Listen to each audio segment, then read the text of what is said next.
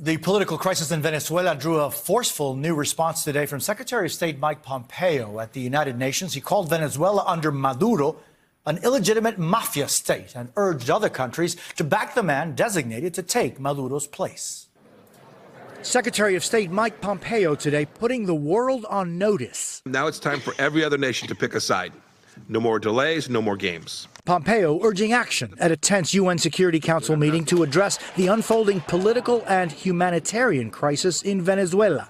Either you stand with the forces of freedom or you're in league with Maduro and his mayhem. Those forces Pompeo spoke of, led by 35-year-old opposition leader Juan Guaidó, who this week was named interim president by the Venezuelan parliament, drawing criticism from President Nicolás Maduro, calling it an American-orchestrated coup. Maduro tweeting, "No one is going to subdue us. We will never surrender." The split has plunged Venezuela further into crisis.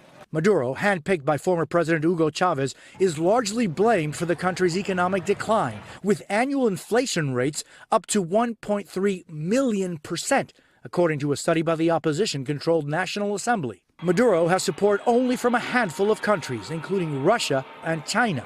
More than a dozen nations are behind Guaidó. After the U.S. announced its support, Maduro lashed out, expelling American diplomats from the country. Do not test the United States on our resolve to protect our own people. The Trump administration maintaining a hard line, as protesters in the U.S. pick sides. We can't be sitting here complaining about interference from abroad in our election while we're supporting someone that's essentially creating a coup.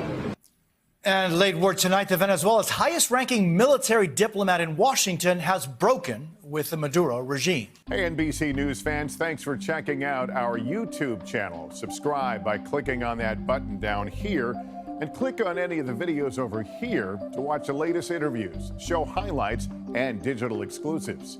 Thanks for watching.